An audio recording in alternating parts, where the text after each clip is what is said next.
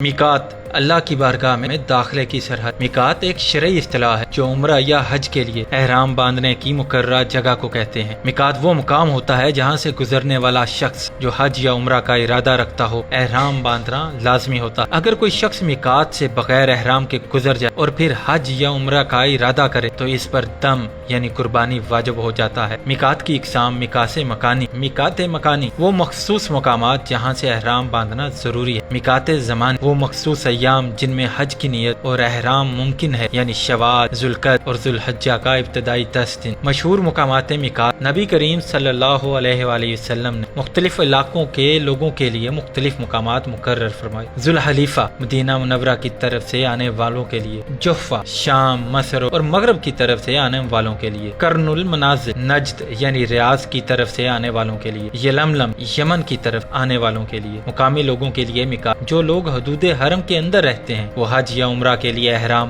اپنی رہائش گاہ سے ہی باندھ سکتے ہیں۔ عمرہ کے لیے حرم کی حدود سے باہر جا کر احرام باندھتے ہیں، جیسے کہ مسجد عائشہ۔